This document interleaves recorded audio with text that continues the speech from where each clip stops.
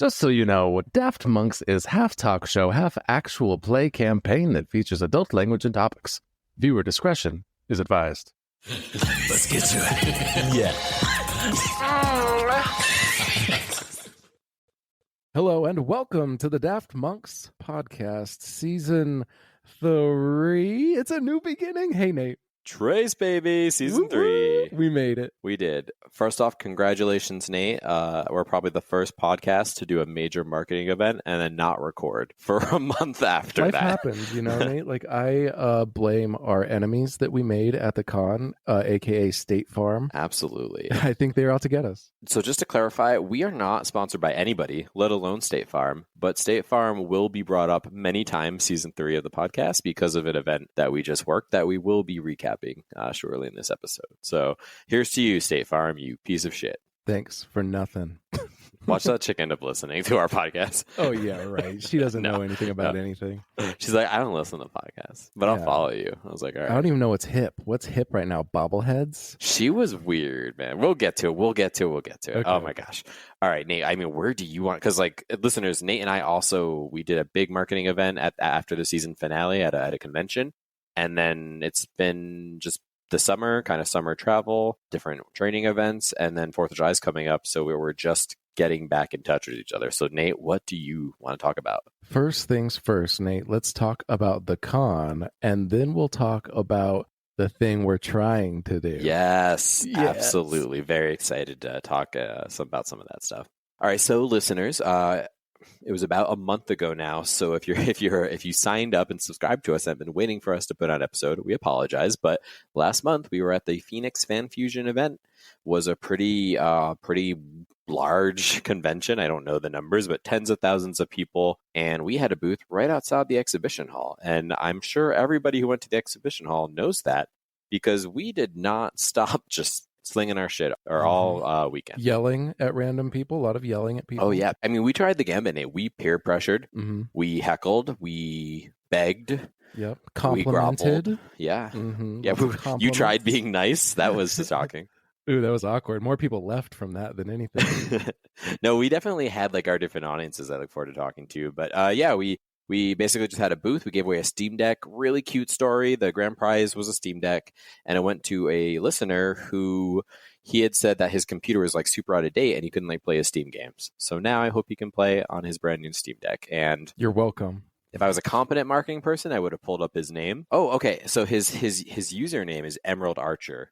So we'll just go by that. I won't say his real name. We'll just go, congratulations, Emerald Archer, on your Steam Deck win. And I hope you're listening to the fucking show. And I can just give you $600, $700 piece of like hardware for free. Right, for nothing. So listen to the show, Emerald Archer. Just listen. You have to listen. If you haven't listened to all episodes up to this point, you definitely need to listen on entirety of season 3. Then you can like move on. Right. Then be happy. It's in the contract. When you sign that ticket, you actually also agreed to these terms and services. It was in the fine print at the very bottom. We're sorry we didn't mention it. It was actually on the ticket that you wrote on. You should have read that. That's your fault.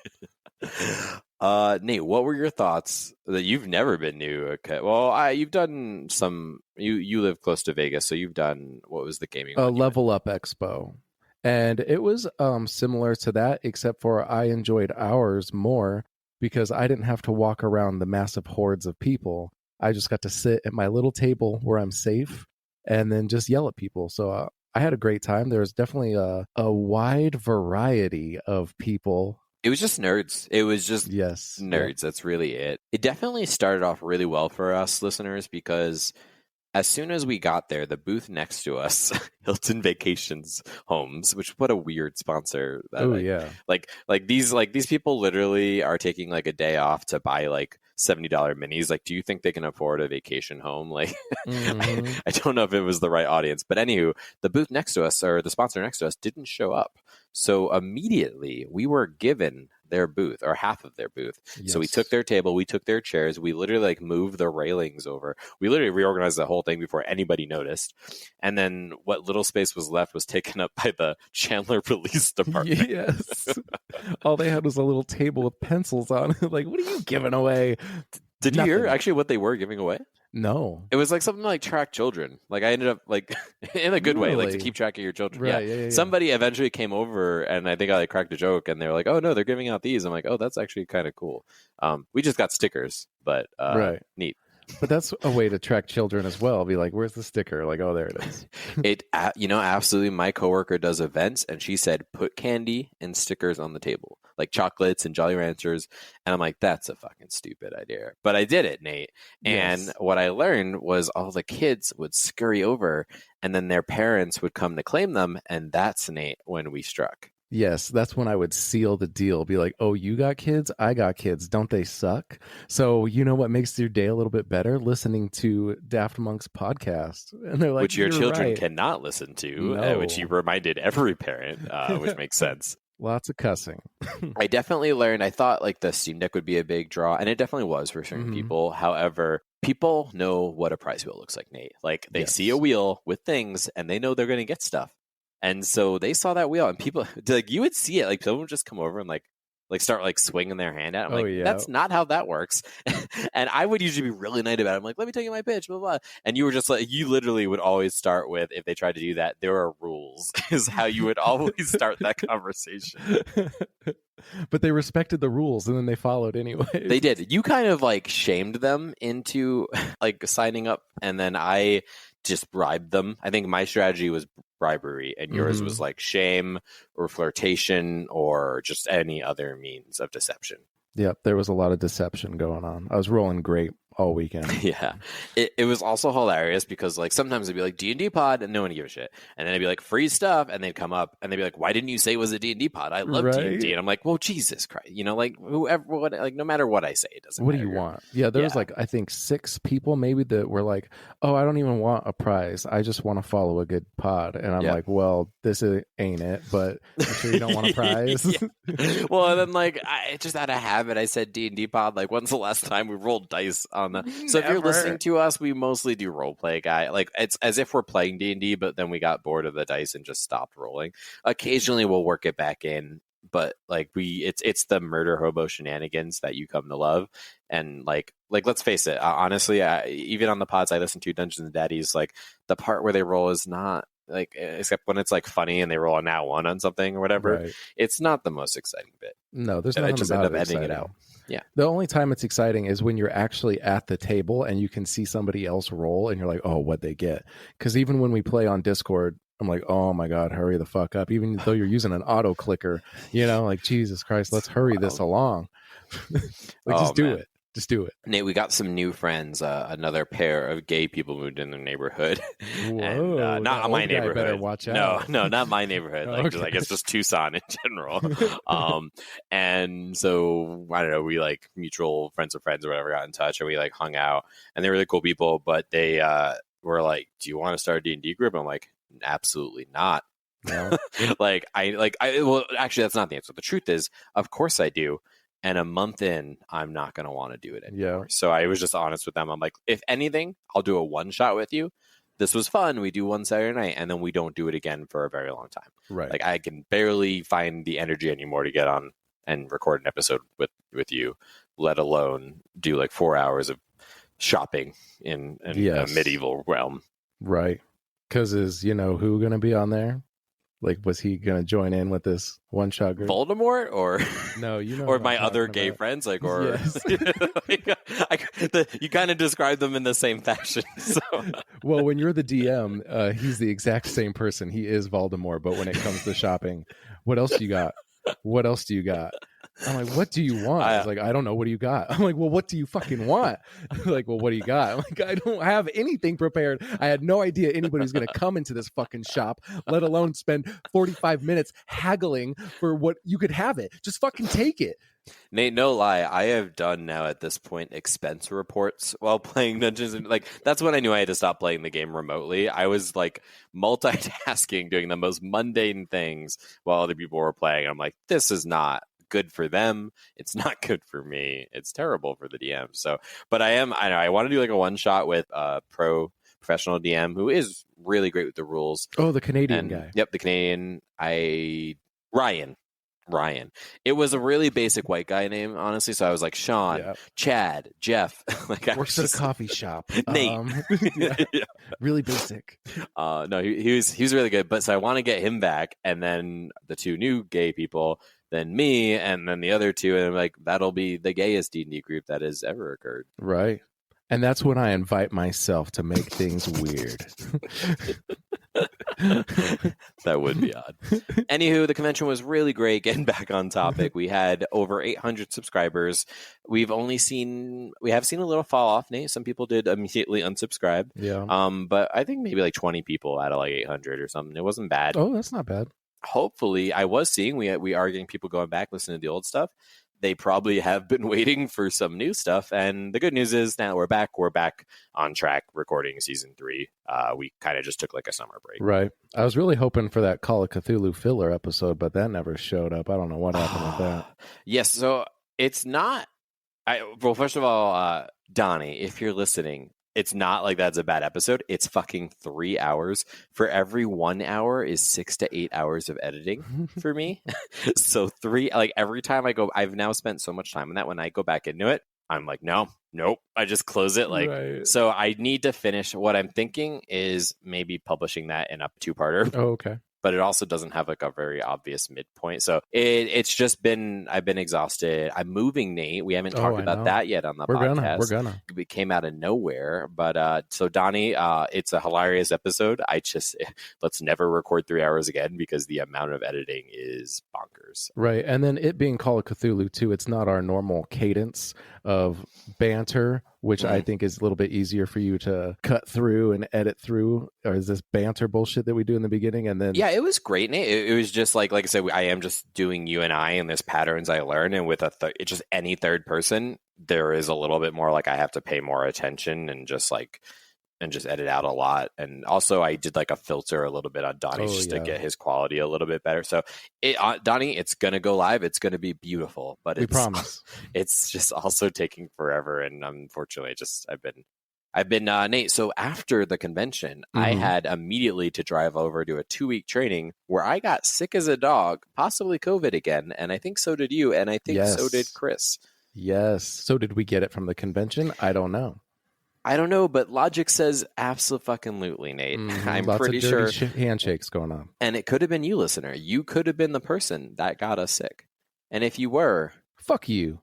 Yeah, I wasn't going to say it, but yeah, like next time wear a mask, whatever. If you're not feeling well, stay home or no, I'm just kidding.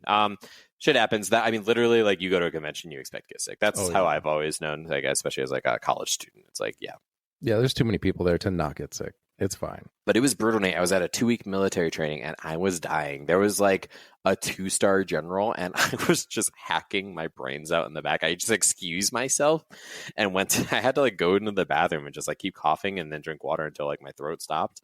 And like, I just excused myself from a 2-star general's presentation, like unheard of. But I'm like, I was so obnoxious, like just interrupting. It was terrible. So, but that said, I still won a medal at the end of my training, Nate, because I'm that fucking OP. For having manners? Honestly, it's just like, it's big fish in a small pond. Like there's a bunch of 18-year-olds, like this is their first job. And then I'm in here, like whenever we have to do something, I'm like, what if we made a plan and did it in half the time? And also there's like 200 of us. Maybe all of us don't have to do it. Maybe we take turns and stuff. Like wild ideas instead of like, literally sometimes this happens all the time in the Guard. Maybe the military in general is like 6 people go do something and then other people are trying to look busy. So they do something that undoes what the other people did. And then you guys are just in the cycle of being in 110-degree weather, undoing each other's work. Oh yeah. I had to sit on one meeting for our Air Force base that we take care of. Ooh. And there was all of us. And then I kid you not, Nate, probably 16 other people in this meeting room. And the entire time it was everybody saying, well, what about my building? Is my building going to stay in power? And then the young guy, who is apparently the only one that went to college and is younger than everybody else in the entire fucking room, is the one running the show. And he's like, hold on, let me check. And then he would check for 10 minutes. No, you're going to be fine. And then the next guy next to him would be like, well, what about my building? Is that going to be in power? And I'm like, what the fuck is going on? Like, everybody here has a backup generator. Who gives two shits if the main power goes out? Like, that's the whole exercise of this thing, is what would happen if the whole base goes out of power, you know? And now here we are complaining. And some of the people were like, no, that's not good enough. I can't go out of power. And we're like, really? Oh, okay. Then I guess if there's ever a solar flare or an EMP or a nuke that goes off, like, we'll be sure to get your building back on first, you know? There's a lot in the military, like, so this always happens like a couple times a year where like some bigwig, at least for the Army, like comes over. He's like, he takes the lower enlisted and he's like, tell me what you guys are dealing with. And it's always like I just like kind of shrivel up in a corner because they just complain about like the most ridiculous. And it's just because like these are some kids like first and only job, and they're like, they don't know what like the real world is worth bringing out. Like, they're hard workers, they're great people, they're smart, even kids, like over the course of their career they'll do amazing stuff. But it's just like when you take like a lot of like 18 to 21 year olds and ask them how the Army could be better, you get a lot of wild suggestions, Nate, that nobody can. And that guy just has to be like, yeah, that's a great suggestion. Right. and you know he's just writing, and he pretends to write stuff down. I'm like, he is not writing that down, Nate. If I imagine like 20-year-old me in the military, like, what do you need to make this place better? I'll be like, free Red Bulls in the vending machine. I think with that, a lot of things could happen. I mean, that's the level. Like, we were only one night, the like busiest part of training, we would go to bed at 11 and get up at 6. And he's like, we're supposed to get at least 8 hours of sleep. And everybody was like, shut the fuck up. Like, what do you think happens if you deploy? Like, like you think we're getting 8 hours of sleep and everybody's just like well rested and getting like IV drips of vitamin D like before they go out? Like, what the Wait fuck? till you have kids. The fucking joke's on you, motherfucker. Like, you're lucky to get 5 hours. You think the military treats you terrible? Wait till your own blood does it to you. Yes. And then they look at you like you did something wrong. Oh, absolutely. So that was my training, Nate. But leaning into our next topic, the end of training got pretty exciting because of something not related at all to training. Tell me more. Well, do you want to share with our listeners this exciting endeavor? I will share it from my point of view. There I am, sick as a dog, laying in bed, contemplating whether or not I'm going to live or die. And then Nate gets a hold of me and says, do you have an updated passport? And I said, maybe. I looked at it. It was not updated. It was expired. I crawled back into bed, barely able to breathe. And then he texts me back, whoa, I'm trying to get us on this TV show, so you need to get that fucking taken care of. And I'm like, okay. So here I am, super sick, might I mention. I crawled on my hands and knees to the car, where then I drove to the post office to get it handled. Listeners, I know this sounds like asking a lot, and it is, but also that's A, not how it happened. And then B, we live like 2 hours from the border to Mexico. There's really no reason not to have your passport. It like doesn't even make sense. And his just expired. Like, it's not like he's never had a passport. Yeah, it just expired. But I will give you credit. Like, you had mentioned like in Pahrump, like I knew this was going to be a thing for you too, because even like my partner, when he went to go get one, they like were like wanted more proof. They didn't like accept his naturalization citizen like certificate. They wanted more proof that he was married to a citizen, like ridiculous stuff. But like, you can't just roll into a post office. Usually a lot of these you have to make appointments. Oh yeah. So I was like, hey Nate, I need you to do this. Also, you need to figure it out, and it's not going to be easy. And I knew it was a big ask, but Nate, so we can't say the name of the show. Okay. But we did. You can talk about it more. We auditioned for. Yes. Can we even say what type of show? I don't even know if we should say what type of show. Can we say what company of the show? Can we say that? We don't know the company. Well, not the company, but what it's going to be watched on. Did they tell us? I don't remember. It's on a major broadcast. All they said is on a major broadcast. Right. It's fuck it. We're not going to get any money. Yeah. It's a game show. So it's a game show, and contestants in pairs, Nate. So naturally, when I got my email newsletter, and by the way, I got an email that did have hundreds of people on it, but it was like a shortlist email. So it wasn't like the usual casting email. Because I'm in the circles, Nate. As you know, I have connections and hookups in all areas of all aspects of life. And casinos and whatever, yeah. I'll get to that. And anyway, I got an email that was actually like, clearly it was like a list of people who maybe got farther or they found at least somewhat interesting. So like kind of callbacks of like, you didn't get it, but you might get it for something else. So I was on that list of like, hey, new show coming. need it in pairs, send, fill out this application, send a clip. And Nate, naturally, I was like, perfect. You, me. This is us. And I think it's probably not safe to say the contents of the game show, but it is a combination of brain and brawn, Nate, which is perfect fit for us because we are the ish fit nerds, or the popular nerds is what I like to think. Like we're like the Heathers of men. The Heathers. He's so gay. No, well, what's like the equivalent of that? Like what's that's yeah, actually a really good analogy. Yeah, you fucking got it. Like yeah, I did. I got it. But no, you're absolutely right. It does require both the brain and the brawn, which I think we excel at. And if we do get on the show, I think we're absolutely going to crush it. Because in our trial run, when we did get interviewed, I think we fucking nailed it. I only missed one question. You only missed one question. Yeah. I think I missed two. One of them was super obvious. Is it helicopter? Rachel. You should have done the whole interview like that. That would have been so good. Anyway, no, I think we did a good job. But you know how it is. Like, I don't know if we were big enough. Like, one thing they did tell us, so they're always very honest with you if you're listening, when you do like these auditions, and basically you can just, once you get on a newsletter for like a casting thing, you just keep getting them. That's what happens. And now these auditions happen over Zoom. You don't have to be in person. You have to go to Hollywood and stand in line and bullshit. Could you imagine if we had to do that? I'd be pissed at you. Oh no, I would never ask you to do that.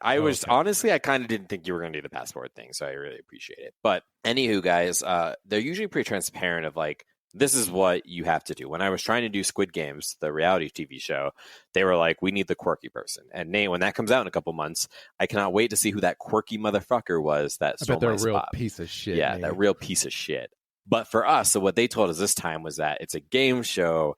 You have to be really animated when you give answers. And if there's one thing I don't think we did, we were just decent or good at the trivia. So we were just like, question, answer, question, answer. Right. Like we were supposed to be like, yeah, or aw, I didn't get like what? Like we were supposed to like react when we got answers, and we didn't do that. We were just like, yep. Like, so I don't know if we gave them the reactions they wanted, but we should probably find out, Nate. I would imagine it records in like August. So I think we're going to find out in like a week or two, because they probably have to start like making plans and whatnot. Fingers crossed. Let's hope your passport comes in. We did lie or exaggerate and say it was arriving or already here. If everything goes according to plan, it will be here in time, but it is the United States Post Office, so it will not go according to plan. Anybody I've ever known, at least in like Arizona, 3 to 4. Right, way earlier. Everybody, like multiple people who have renewed, gotten new ones. When I got mine, when David got his. I'm hoping we get on the show. And then you didn't notice, but when you were doing your answers, she told us to be quiet, but I was trying my best to make like extremely exaggerated facial expressions. Oh, like, I didn't. Okay, like, maybe. Good. Maybe that'll help then. I did. I know I moved around more. Like you stood very stiff. I remember. Yes. Like when you were answering it was so stupid. They made us stand up. That was outrageous. I literally. So I got on the call before you. You were like 2 minutes behind, and I got on the call before, and she's like, "So you guys are gonna have to stand up," and I'm like, "Fuck, Nate's gonna be pissed." Like literally, as soon as she said that, I knew that was gonna sour your mood. You actually were a good sport about it, but what sucked is I actually was just like on Zoom, or like had like a headset or a wireless headset, but Nate has like a PC for gaming with like a wired headset. So he's like, I literally cannot back up. This is connected and I won't hear it. But we did our best. It was just weird. I felt like a piece of meat. Like they made us like stand and spin in a circle so you could look at my hams. Like, don't look at those. It was wild. So I better get it, Nate. I mean, I can't imagine there's funnier, smarter, but also nerdier people than us. Like that specific combination. I can't imagine. Oh yeah, and as good looking as us, I fucking doubt it. I've been to that Phoenix Fan Fusion, and let me tell you, I was one of the most handsome motherfuckers there. No joke. I don't even mean to toot my own horn, but I saw some of those dudes, and it was like a creature, crawling from the slums, and each one of them I thanked personally for listening to this podcast. So thank you for signing up. You know who you are. If you're new to the show too, if this is your first episode, don't take anything we say seriously. Like we aren't ourselves either. So I mean, we are like assholes, but we don't. If you met us, I think hopefully you saw we are like cool people. Yeah, State Farm. State Farm. We didn't talk about State Farm. So Nate, describe the rivalry, the epic battle of marketing prowess that we had with State Farm. It all started when we first showed up. We were there first, kind of. But they looked over at us, and we had red Daft Monks shirts on. And of course, they had red State Farm shirts on. And I could see it in their eyes that they thought that this was going to be a battle of some kind to get the most signups. Little did they know, they had no ammunition in this battle. They had bobbleheads that you could take a picture of yourself on a very shitty Nintendo 3DS picture camera and then glue it to a very generic bobblehead. Meanwhile, we had humor and loud voices, free bags, free dice, mm-hmm. giving away a grand prize. And also the ask took like seconds, like a follow, the equivalent of like a follow on Facebook, but in a podcast app. And what they wanted you is take a long ass fucking survey, Nate. That ain't gonna happen. Wild. No. Imagine, guys, the swag they were giving away. Imagine a 3D bobblehead, except the head is now a 2D thing that you just slide like a crappy little, like, you know, whatever picture of your face. Like, very poor quality. It looked so tacky to me. But what was crazy was, I'd say Saturday, Sunday, they kind of had equal amounts of volume as us, or almost as much. But on Friday, we were kicking their ass. For whatever reason, nobody gave a shit about State Farm on Friday. And they were just staring at us. Like, I don't know if it's because we were loud and we were like, and like, you know, at that point we were still enthusiastic. Right. That faded over the 3 days. But in the first day, we were like funny, enthusiastic. We were loud. We were slinging our shot. And I don't, but like, especially the guy. So most of them were there to just get you to fill out the survey and get the bobblehead. But there was also, if you had insurance questions, there was a guy that answered that, and he was in black. And that guy in black would smile, but like he was about to fucking snap and just stare at us. Also, you know, we're just a podcast. They're like a professional business going to like trade show, and we were annihilating them. And I'm just, and the woman who came up was like, she was an interesting person. She seemed quirky, to say the least. And she's like, I've been doing this for 20 years. And I'm like, well, then you should quit your day job, ma'am, because I'm doing this as a hobby and I'm blowing you out of the water. Oh, yeah. The best part was Friday, like you said, where we could see what their shtick was. Like, they were just like standing there when we like wave people over, and that was it. Meanwhile, me and you, well, not Chris, but me and you are yelling at people and flagging them down and getting them in there. And we are loud. Like, you can hear us across the whole convention floor. And then the very next day, they immediately started stealing our tactics. Oh, yeah. They like they literally did. They would walk in the area, and if we had like a big crowd, they would walk around us and like say there's. It was, and like, to me, it was funny. It was also just like a little sad because, again, like, they have like a corporate budget. Yes. We always got there earlier than Nate, which blew my mind because I'm like, you guys, this is your literal job to come to these events. Paid for this. And they would roll in way later after people had like basically right before people would show up. And I'm like, what are you doing? Like, you guys suck. Oh yeah. I'm actually really surprised that you didn't get an email from State Farm with like a job offer, you know. I would never join that team. That is a losing team that I would never. That not State Farm, sinking. But at least the State Farm trade shows is not where I want to be. But anywho, it was a great time. So, and that almost catches us up. The only other thing, Nate, I kind of wanted to talk about is, have you been playing any games lately? I played some Street Fighter 6. I've been playing a lot of that, and then now I have jumped on to Diablo. And let me tell you, Nate, the druid is the biggest fucking disappointment in my entire fucking life. I was looking so forward to playing a druid in a Diablo game, and immediately it gets shit on all over the fucking place. I am more than disappointed. I am ready to... I already gave up on it. I made it to level 40, and I've given up on it. I'm playing a fucking necromancer now, because the druid is such a disappointment, like everything else in my life. I was there when you found out about the druid and just lost your shit. And it blew my mind that I didn't know that this was like a thing that the internet was upset about. Classic. We both have like our different stereotypes or our audiences. Yeah. Nate's is the angry internet audience, I think, generally, especially when it comes to straight white males. And so that's my demographic. Donnie, are you listening? Are we even going to talk about what the issue was? Or the first part, I was extremely disappointed at the character select screen when it's a big fat dude or a big fat chick. That is my druid. And when I picture druid in my head, I'm not really picturing that. But a little bit later, I let that go because with the lore, it's like they're all descendants of the Bolcathos barbarians or whatever, and then they split and became druids. So yeah, they're going to be big burly people. And I came to terms with that. But then once I started playing, and immediately was getting shit on left and right. And you know what, Nate? It would have been fine. The game would have been fucking fine if there wasn't a thing called the fucking internet where I could go online and see rogues and necromancers shelling out millions of points of damage left and right while I'm sitting there as a fat fucking bear doing nothing. It is. I'm pounding the ground, you know, is and this I'm not about doing the shit. damage? Is this about the damage, or were you unhappy with the character model? Let's call it what it is, Nate. It's the damage. It's it's the damage, Nate. Okay, because like, if we're actually using physics, you know what would give out more damage? A fat fucking bear. Like that would give out even more damage than what he's given. So he is giving out the damage equivalent of what the character should look like, a scrawny woods person. That's what he's giving out. Not big fat energy. Oh, yeah. He's definitely not giving that out. The numbers are pathetic. Okay, we're going to move on from that because that's just a can of worms that I did open up. But how was Diablo 4? I've played the past Diablos.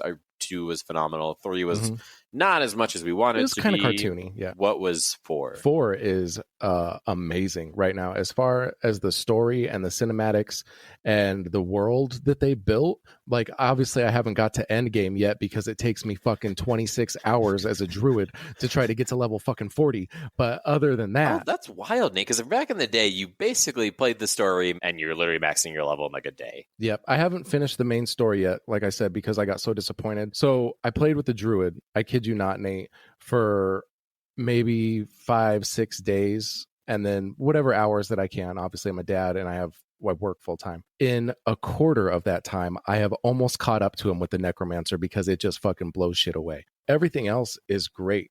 And then I did forget about the learning curve because I played so much Diablo 3. I couldn't even tell you something fucking crazy, like 300 something Paragon points. So I would just immediately max stat everything if I made a new character, and he would just be overpowered as soon as I started. And then now starting in Diablo 4 with nothing, I'm like, oh man, I forgot how weak you start out. Well, tell me how the end game is, because I mean, that's like, I remember the story, I feeling like really underwhelmed for Diablo 3 and then really enjoying the end game content. So let me know when you get to that point. I'd be very curious. I am a fan of Diablo. It's been a minute. I know right now I'm already a fan of how their system is set up, because in Diablo 3, it was you needed to find certain armor sets in order for a build to work. And this is a lot more open to where you just find aspects and you can put that on whatever fucking armor you want. I love that. Yeah. And then that is your build. No, I support that. Well, looking forward to it. Nate, I have been playing more games than I usually do. Ooh. So Tears of the Kingdom is really good for Zelda. I just left the tutorial island. It's huge. It's massive. Anybody who's played the game, like the tutorial is like a pretty big thing, like many hours, or at least a couple hours if you're taking the time to explore. And it's good, but it's so big and wide scale and massive. Like, I think I'll be playing that game for months or possibly years. Oh, dang. Whereas, so Final Fantasy 16 came out. Anybody who knows me, I'm a huge Square Enix nerd. Really love Final Fantasy. That's Nate's demographic. You got a lot of people over the table with your Final Fantasy knowledge, for sure.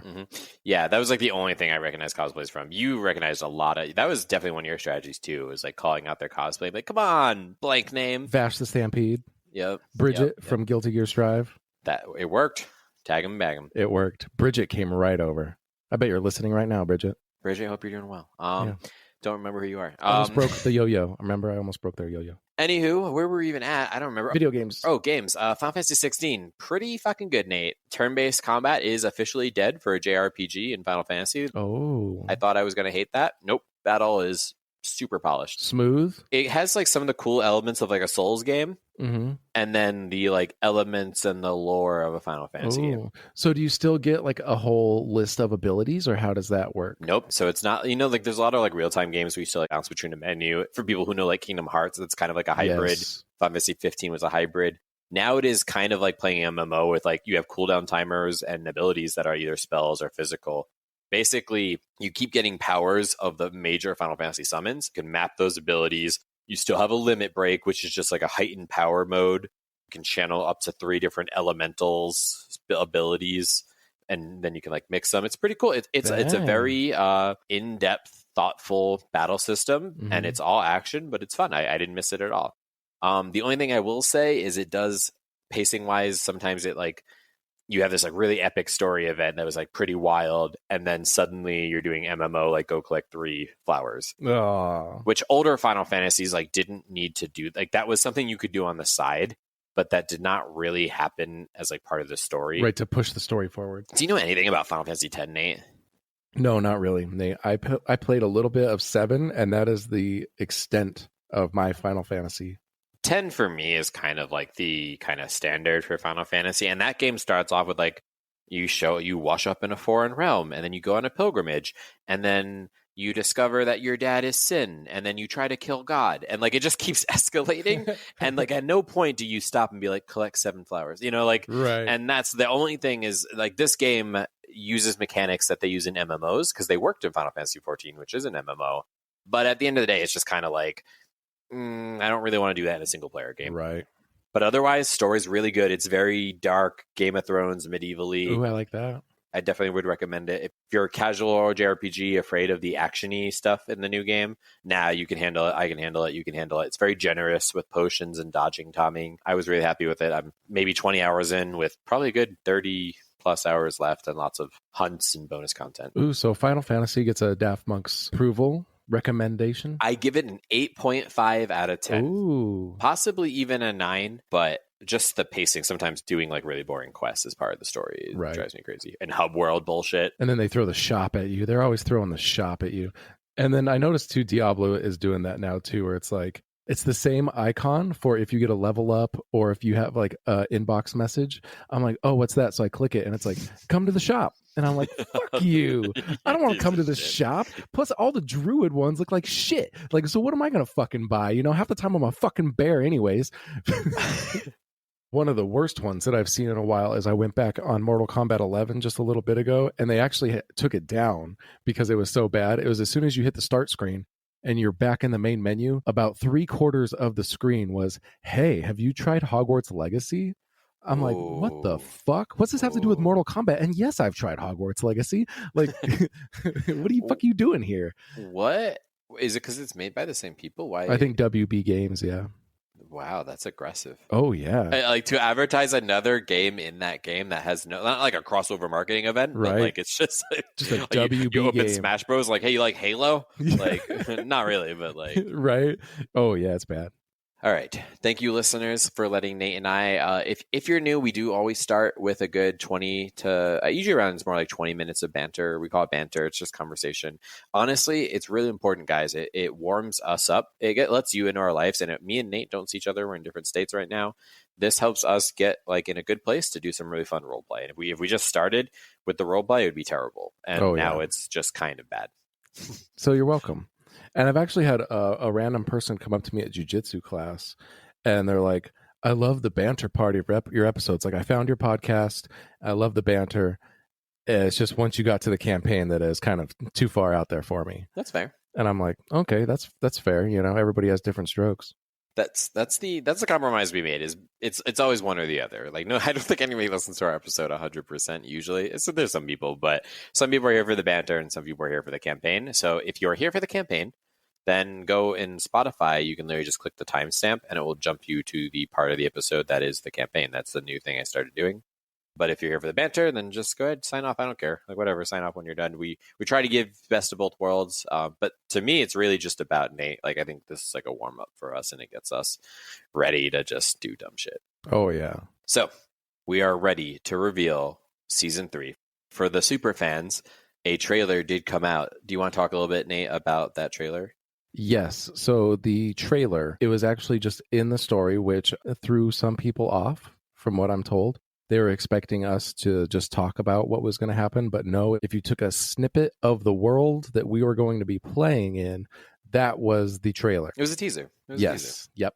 So if you don't know, our world is cyberpunk. We are set in the future. So imagine Cyberpunk 2077, Johnny Mnemonic, Demolition Man, Blade Runner, but in the universe of RD Hunters. No, we don't plan to follow up with the same characters. We're going to make some fresh characters. I'm actually really excited. These characters are very much exaggerations of ourselves. Yes. Yes. So that's going to be fun. But Nate's really passionate. If you didn't know this by now, Nate's pretty passionate about like the cyberpunk genre. And we thought it would be fun to do something. We needed a break from Belmont, Van Helsing, so we wanted to do something a little different. And our one goal, I would say, we put a lot of time into it. It's maybe not exactly where we want it to be, but we actually took some time these last few weeks to talk about the world. What does the bar in that world look like? Like what are the neighborhood? Like we asked ourselves a lot of questions. We want to try to have a more concrete world instead of like me and Nate literally making everything up on the spot. This actually is a world that kind of has like a system, some politics, some other stuff. We try to acquaint each other with it so that when we role play, we're within the confines of universe. It's still going to be funny. It's still going to be cyberpunk, but it'll also be a little more serious. Yes, definitely dark undertones, because everything cyberpunk is depressing, because have you seen the future that they're living in? It's awful. But at the end of the day, it's still us. So we're going to try to make it fun. Yeah, I mean, like our future right now, or our like the present right now is just depressing. So at least depressing in the future is like, ooh, that's interesting. They have a suicide booth. Yeah, at least it's in the future. So that's the goal. So season 3, we're excited to kind of unveil it. I think today's episode is almost like a session 0. If you've done, like a tabletop role-playing game, I think we'll talk a little bit about the world, and then we'll jump into a little bit of episode 1. All right, so we talked about the theme. It is cyberpunk. We talked about like what we want to accomplish, like having a world that has like parameters. I don't know, boundaries. Like we can't roll out in a roller scooter in the Sun Temple. Right. It has to at least be cyberpunky. Yes. Like a giraffe shouldn't be like flying a winged giraffe. Like that doesn't make sense. Right. That's definitely going to show up now somehow, I'm sure. But unless it's a cyborg winged giraffe, and then we'll allow it. It's like, what was it? Not Chuck E. Cheese. Toys R Us. Their mascot was a giraffe. So now it's going to be like a cyber giraffe store that sells like toys. Like, come on in, kids. Like, oh, they brought that back. I fucking hated that place. And that's the show. That right there is. You're welcome. Yeah, there you go. I think starting out, I'll go ahead and read the history that I wrote up. It's just a small little thing of Beacon City. Beacon City is where the fall of Van Helsing happened, and the climax, the finale of the last season. I think I'll pick up with the history of Beacon City, and then from there we can talk about our characters a little bit, and then get into the role play for just, a little session 0 style. Get your a little taste. Yeah. Get your lips wet. So here we go.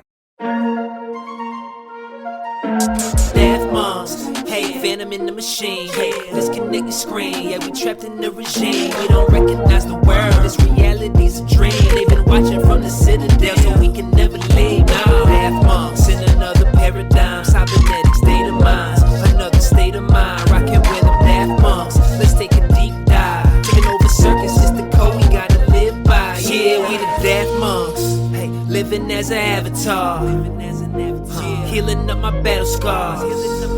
Corruption left the planet dark. So we plugged in like we had to charge.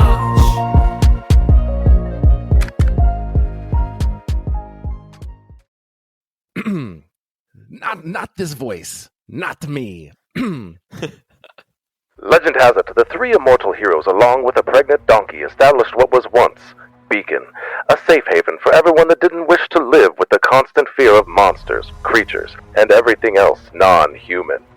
Beacon became so popular that it grew in size over the coming decades.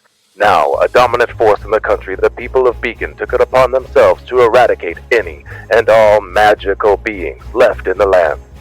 After a few hundred years, the mission was a success.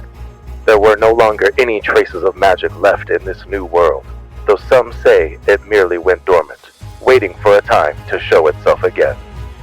With the fear of monsters and magic out of the equation, this led to an industrial boom. Beacon soon found itself at the center of this boom, becoming a city in the process. Some of the most influential businesses were now in power overnight. The entire country relies on Beacon City for every aspect of its future. Like every rise in power, some thought that Beacon City held too much sway in how the country was being run, and a revolt was to take place. A revolution that would alter the course of the country from here on out. Extremists took it upon themselves to destroy the city, placing nuclear devices within its walls. The explosions that went off that day leveled a huge portion of the city and left radiation that is still a problem. All trust in the federal government was lost on that day. The only ones left with enough power and sway were the corporations themselves. Usually at each other's throats and vying for power, they found themselves temporarily allies. Together, these corporations took it upon themselves to wipe out these extremists, rebuild what was lost, and finally establish themselves as the best option for the ruling party to govern this new country. Thus, Beacon City was born. A new bastion of civilization where technology would be pushed to the limits in order for a better future. The people craving safety, work, and the promises of a better future flocked to New Beacon. Tech was the new business and it was booming. The corps, raking in all the profits, continued to build themselves up, pushing the gap between the upper and lower classes. The latter is no longer able to provide and resort to multiple jobs or small-time illegal activities just to get by. The corps turn a blind eye as long as they remain in power and control. To ease the burden and separate themselves from these crimes, they took it upon them to create a political system to be the buffer of the blame for a majority of the city's problems. A mayor was created. Now, out of the public eye, the corps do whatever they want with no repercussions. That is our beginning history of the world that we are living in Beacon City. And then this city being so thick, and hustle and bustle. Like, there are hundreds of thousands of people that never even leave the city. They are born here, they die here, they never even step foot outside the gates of Beacon City. And that's the vibe we really want to go for with this. Absolutely. All right, so the character I'm going to play, I went with Roy, an enthusiastic ladder climber. He is drinking the Kool-Aid at his job. He has worked the same job his entire life. I imagine you do your schooling when you're younger in Beacon City, and then you take a evaluation, and then they match you with a corp that you work for.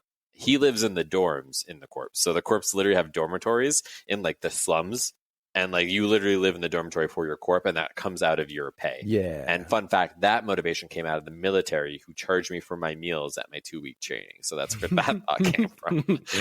So yeah, Roy is when you went to work, and that guy's man, I cannot wait for Culture Day or whatever. He's I'm going to be on the fun committee because I'm going to make sure everybody loves their job. That is Roy. He really is passionate about his corporation. Beacon Group is the corporation that Roy works at for. It's also one of the major. Do we say how many major corporations make up kind of the tribunal?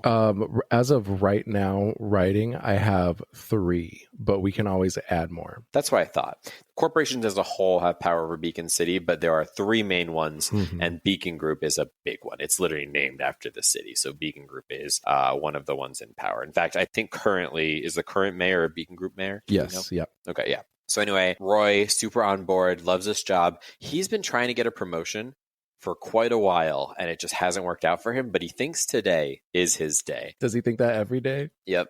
And then as far as what he looks like, 5'10", stocky, short brown hair, balding.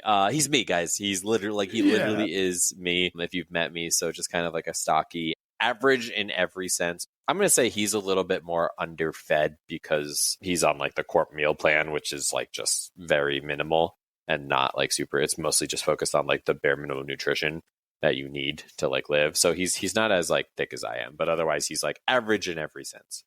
Probably I'd say he is early 30s, birthdays in late December. No, yeah. Beyond that, I didn't think too much. I don't like to get into detail, whatever, blue eyes, if you need to know that shit.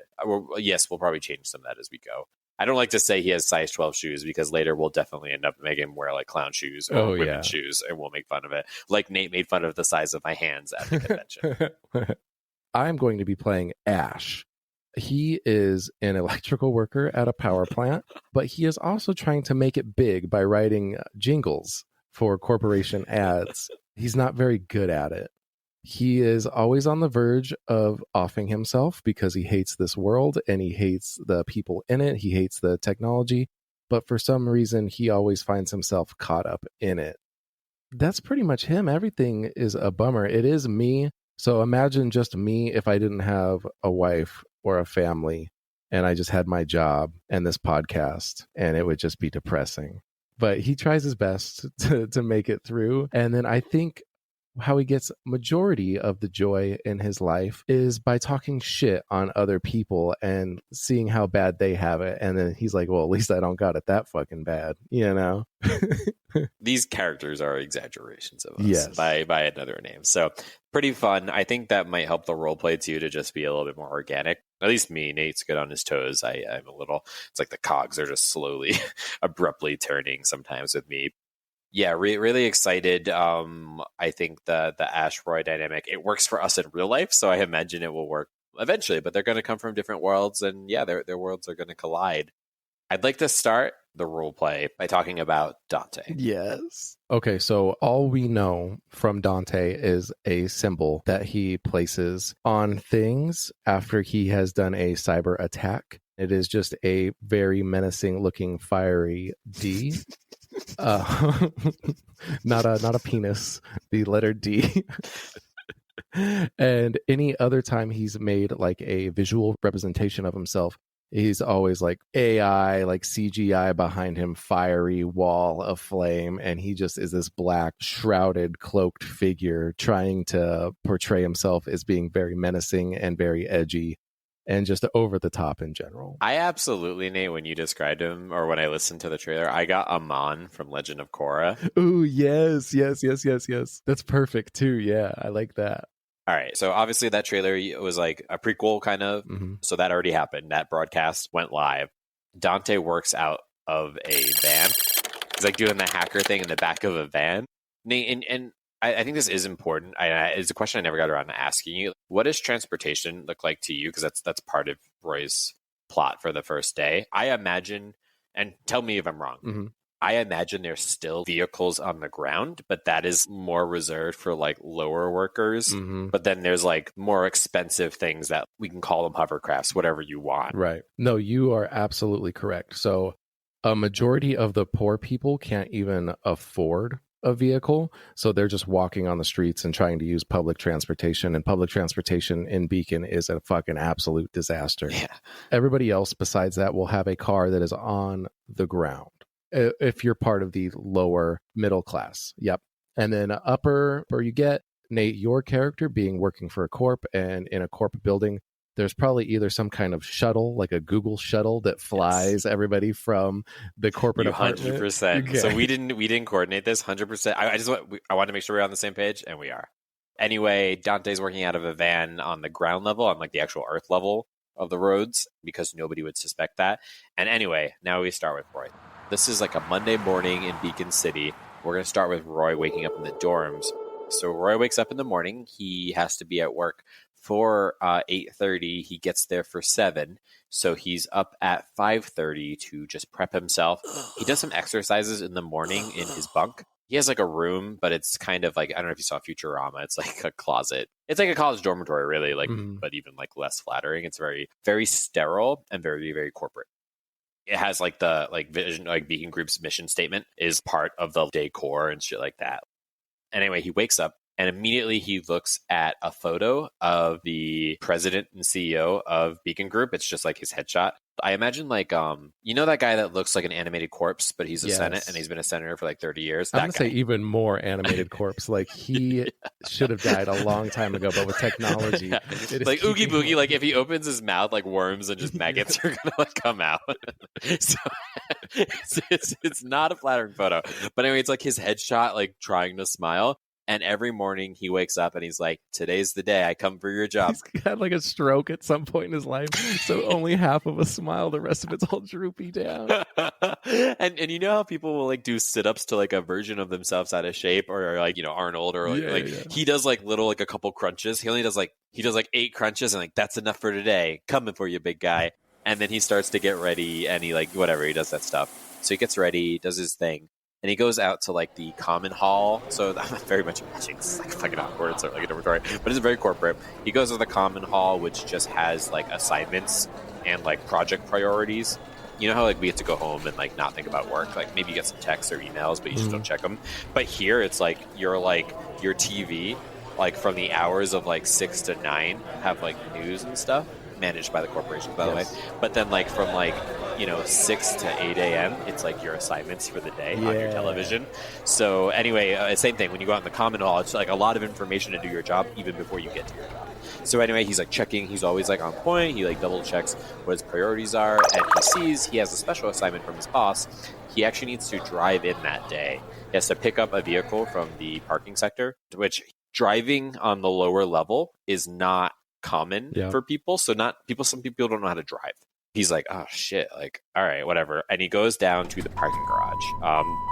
And so he like goes up to like the little like kiosk booth and he enters his employee number. Like everything is done by your employee number. Like, you know how like Social Security is like your Social Security number is used for everything? Here it's like you want to buy something, you enter employee ID. You want to like register for your parents' funeral, you put your employer ID. He enters that, and then the guy turns to him, or a holograph, or whatever you want it to be. I think it's still a person. Yeah, still a person. Like, yeah, for something this mundane, they're not allocating technology and resources. No, they're going to put a real person in there. And he's like, "Oh, Roy, I haven't seen you down here in quite some time. Yeah, I got this special assignment, and frankly, I'm just glad they trusted me to drive a vehicle after what happened last time." And the guy laughs, and then Roy laughs, and then they remember that he like literally like collided with somebody's vehicle, and I don't know if that person survived or not. Hey, what am I driving today? And the guy like digs through some files, pulls out like a rental car key thing, but it looks more like a fob or like or I don't know. He like scans his employer ID and then it like adds the vehicle startup information. Employee ID is going to be like the credit cards of the future or whatever, or like the Apple Pay or whatever. Yeah. So he like puts it on his ID and he's like, row 7, parking spot 16. And he's like, oh wow, like I am really at the bottom of this facility.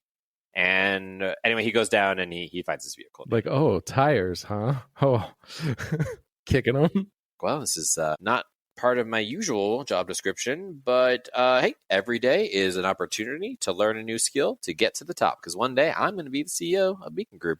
And I'm like saying that to somebody who's like smoking a cigarette and then just like blows smoke in my face. And he's like, or, vaping or whatever they're doing then. And yeah, I'm going to go and spend about 20 minutes trying to figure out how to start the vehicle. I want to say, as you're like getting into the car, one other person comes out and they're like, oh, hey, Roy, have a good day. And then like you turn to look at him and then he gives you like a dirty look. And then he keeps walking to the guy smoking a cigarette and like gives him a fist bump and then keeps going. His name was Roy. Yeah, he gets really excited for a sec and then it's like, he gets in the car, and I also want to imagine like they reused a lot of older vehicles. So even though they function differently, they have things like cassette players in them. Like you don't do anything, but they're just like, whatever, we have these vehicles, like we don't want to waste it. It's very, I imagine for the lower level, there's a lot of archaic technology. So immediately Roy is like trying to put his like employee ID in the cassette player. It's not doing anything. And eventually he like drops it onto like a little pad, and the pad kind of like magnetic charging for your phone. It's just like, employee ID 7654872. Welcome. And he's like, yes, welcome. Go. And like immediately like reverses into that. I want to imagine that guy who like was making fun of him, like was like walking back to his vehicle, and the car just like backs up into him and like knocks him over. Yeah. He's not like dead or anything, but like hits him, and like the guy kind of like falls down. He looks back and he's like, forward. I'm going to say after you backed into that guy, a little icon on your heads-up display pops up and the voice from the car pings in. It seems you were in an accident of some sort. Please watch the tutorial on earthbound driving. It's only 30 minutes long on the MeTube channel. Click yes for more. I'm going to say, he's like, I don't got time for that. And he hits no, and then it's like, you've been subscribed to the Earthbound training program. We go over walking, driving, communicating, greetings. He's like, I don't got time for this. I'm only going to be 90 minutes early instead of 2 hours. And he's just like, let's go, baby. And like changes it into question mark. There's like a question mark on the gear shift and then starts driving. Man, I wonder why they even gave me this vehicle. And in the back, you do hear, or he doesn't hear because he's oblivious, but the person who's on the ground, like whose foot is like clearly broken now, here's some like rattling in like the trunk, like something unsecured is definitely shifting as this car who hit him is driving away now and outside of the motor garage. So now we are into the day of the life of Ash. Now, I wake up in a very shitty apartment to the sound of gunfire. Blah, blah, blah outside. I look out my window. It's a normal occurrence. but son of a bitch, I'm up 2 hours before I'm supposed to be. And, it's like too late to go back to sleep, but too early to really be awake. So, like, fuck it. I'm awake now. So I wake up and I hop on my little computer and I just start surfing the web.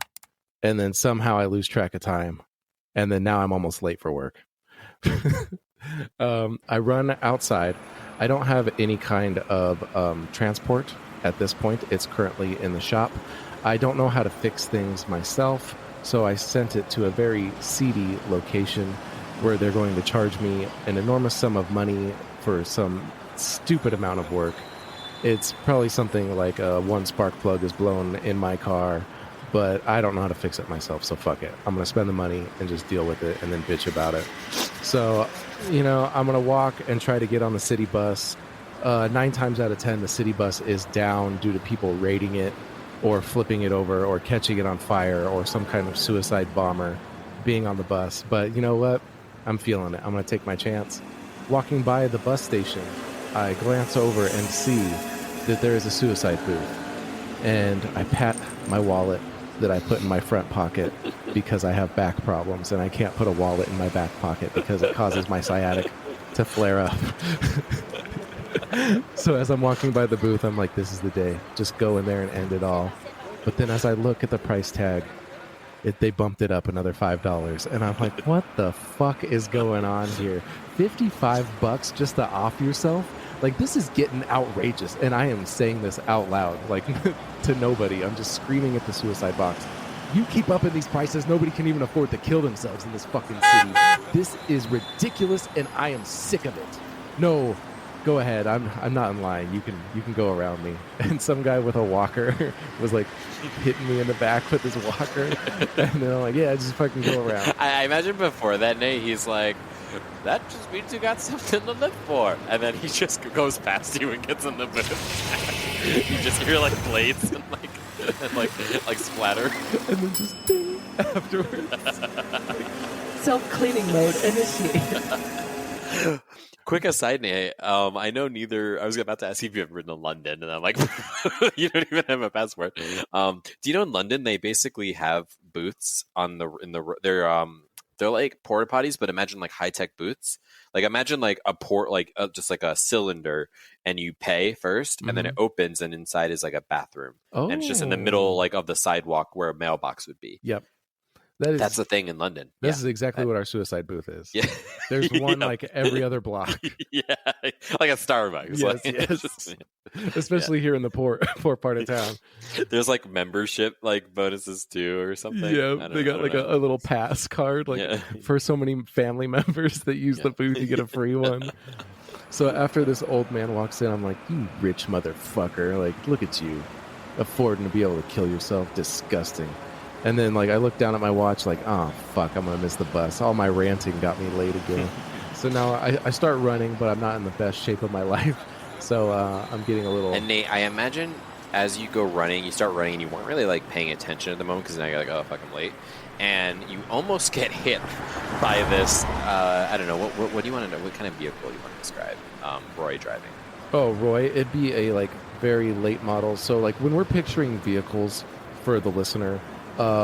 we are still using in our mind a 80s future reference. So it's a very it's 80s, retrofitted, but it's still like the 80s. It's a very 80s sedan, and it just has like some fucking tubes and shit coming out of the side of it. Everything looks aftermarket. Like it was just a piece of shit that they're like, you know what, we're gonna use it. It has a logo of your company on the side of it. Yeah. So as Ash is crossing the street hastily, he almost gets hit by a Beacon Group car, and as like the car doesn't even move, he just like jumps out of the way. He's like, what the fuck? And the car just keeps going, and then nothing. Like it didn't even acknowledge that it almost hit him or anything like that. Well, son of a bitch, I guess I couldn't be that lucky. If I got hit by a Beacon car, that'd be a sweet payday. But of course they don't know what they're doing. And then instantly on my heads-up display on my lens system, imagine our lens systems that we talked about in the trailer, exactly like the new iPhone glass thing that came out, the View or whatever the fuck it's called. So it's completely transparent. You can just see my eyes. It looks like I'm wearing some like Yeezy shades or some shit like that. But then when a message pops up, then one side goes opaque so I can read the message, but I can still see out of my left eye. And then it's like, a message from the Beacon Group. Sorry for the almost collision. Have a good day. Yeah. I also want to imagine, Nate, that the lens option you just described is actually for poor people, because only poor people are out like in the sun. And so the alternative to that, which does almost the same features, is a hollow watch. So that's what most people. So Roy has a watch, almost like the fucking R2D2, like yes. But it like comes out of his watch. Ooh, and okay. so advertisements, updates, emergencies, newscasts that you didn't ask for will play on that. It'll just activate a lot of times without you doing anything. So that is the more, if you're a white collar worker, you probably have a hollow watch. And if you're a blue collar worker, because you're out in the sun, you actually need you're not a very useful worker without, your corneas burning out. Also, there's some weird shit in the atmosphere from all the pollution from the corpse. So actually the sun is especially harmful now, more so than it is in like our time. So if you have lens, you're definitely like a blue collar worker. Correct. I like that a lot. So we can cut back to Roy, and Roy's like, man, he's not looking at the road at all. Like, he is on his hollow watch, just like typing things in, and he's like, it really would have been nice if they told me where to park this thing. Like, I've never even driven this thing into the office whatsoever. And he's like looking down, he's saying this while he's like, and then the car is just like going forward, like into like sectors and lanes that are not, I don't imagine it's like a two-way road either. I imagine it's like 6 lanes, but it's like every other lane can go in opposite directions. Or it's just like what nobody cares, right? Because it's the road. Mm-hmm. It's Earthbound. So Earthbound, it's just like don't hit anybody is the rules. Yeah. Kind of back like when it was like horse and carriage, and so it's the car is just doing like very weird maneuvers to just like not hit people. It's kind of in like an autopilot, and he's just trying to find parking. And all of a sudden, though, he does hear like a horn, and it's one of the buses that like the only bus that runs on time is coming in an opposite direction. And it's just like, burr, burr. I'll edit that in with some like actual noise. And that does cause him to look up, and he actually does take control. For the first time ever, he touches the wheel. He's only been like holding the gear and like telling it like forward and shit. And but anyway, he hears the horn from the bus, and he does actually swerve it, which you're not really supposed to do on Earthbound vehicles these days. Like there's literally just like a button that's like dodge or like pivot. I don't know. There's like lateral movements, and there's like ways to drive these things now that he's not aware of. You didn't watch the 30-minute video, of course. And so he literally turns the wheel. So then he like almost hits another vehicle, which swerves and hits this like nondescript van, and that van proceeds to like roll over multiple times and then like crash into the bus that was trying to avoid, and it's like a horrible disaster. Anyway, once Roy swerved, that was kind of it, and he went back to looking on his phone of like where he has to park this vehicle, and there's just like a major fucking pileup behind him. And then immediately on his hollow watch, he gets a message that pings up on the heads-up display, but it's also accompanied by a voice. And it just shows up as soon as all that happens. Congratulations. This is Dante. You have successfully taken me out. And then I imagine you just like, fuck that. And then trying to find the like map of the parking facility at Beacon Group. And yeah, Roy is just on his merry way. Let's go back over to Ash. In the distance, you hear like loud screeching noises and like horns honking and shit. I'm like, oh shit, I'm late. And then I start running. And then I show up and I look around the block, and the city bus is now completely on fire with what was a van underneath of it. And then another guy comes crawling out of another car that was involved in the accident. And I'm looking at him like, this piece of shit caused this whole fucking thing to go down.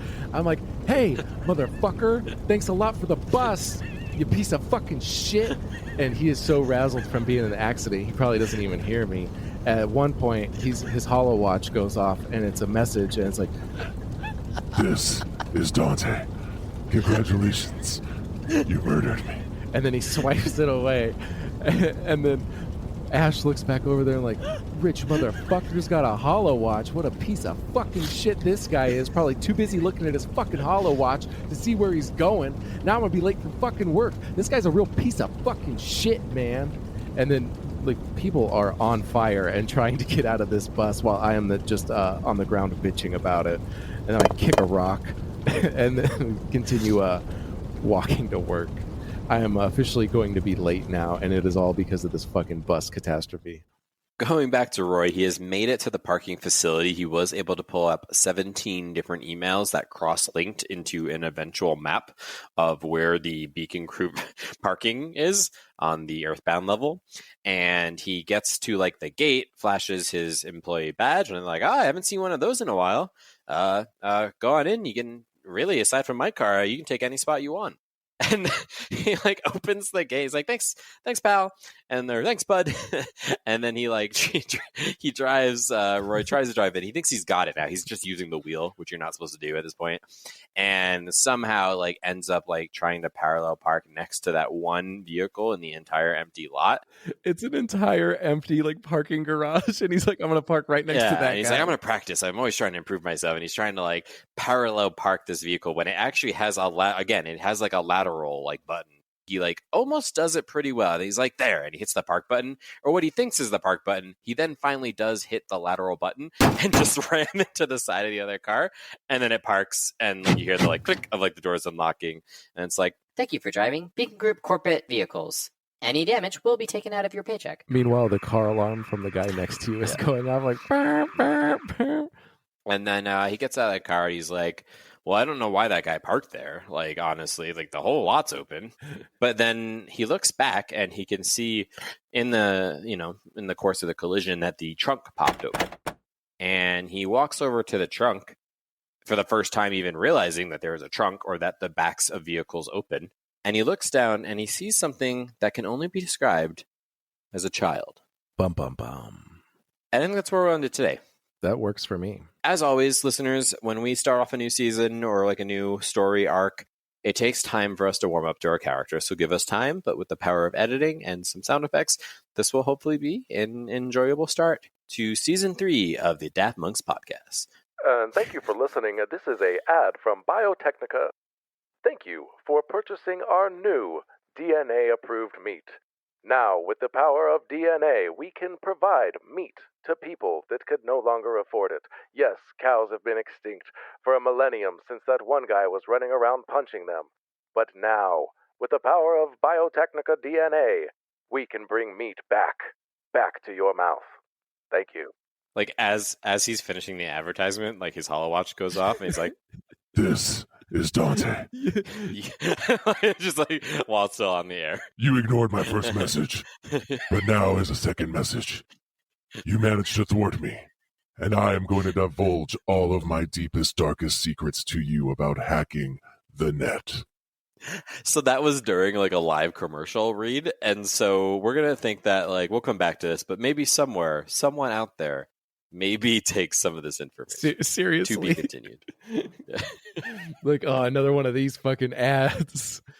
Let me guess, a fucking prince in Nigeria needs my help, and I'm the only one that can help him. Like, get fucked. Nate, I know a couple people were like, "Oh, this Dante guy seems like you guys actually developed a real protagonist or antagonist," and absolutely not. Literally, from the time I think you made this trailer, I was like, "Oh, is this going to be a character?" You're like, "No, we're going to kill him in the first episode."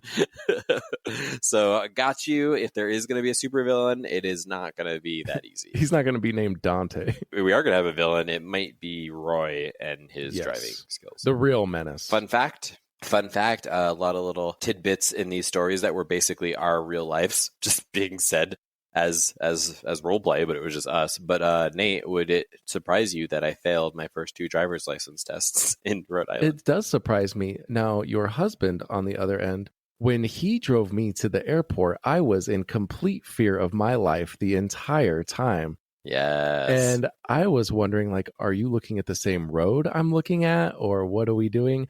I was scared. He told me he was very lost on the way back, but not on the way there. On the way there, we did 4 U-turns, and then he almost hit a Mercedes. And he's like, oopsie daisy. Like, it was nothing. He loves to tell me how bad of a driver I am. And I am. But yeah, that's funny. Oh, yeah. I was, as soon as I got to the airport, like, I'm glad I'm here 2 hours early because that ride. You are safer on the Yes. plane on a flying aircraft than in my husband's Yep, we vehicle. hit turbulence and the plane started shuddering really bad. And I was like, cool as a cucumber. I'm like, it can't get any worse than what happened earlier. Exactly. All right, guys, thanks for listening. If you are a new listener from Phoenix Fan Fusion, welcome. We'll be back to a weekly, sometimes bi-weekly cadence.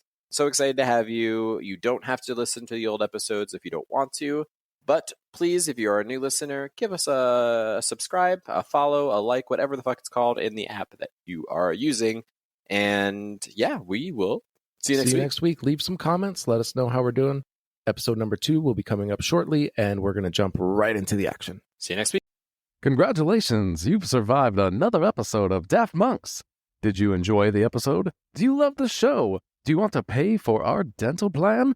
If so, I think it's only fair that you show Nat One some love in return. No, not that kind of love. Please, put it away. Oh, I meant follow us on our social medias and all that good stuff. Simply click the links in the episode description to follow us on our Instagram, TikTok, and YouTube, or click support our show to make a monthly contribution to help pay for all the expensive software Nate subscribes to. And don't worry, other Nate will see the money eventually as it grows, but not anytime soon. I promise.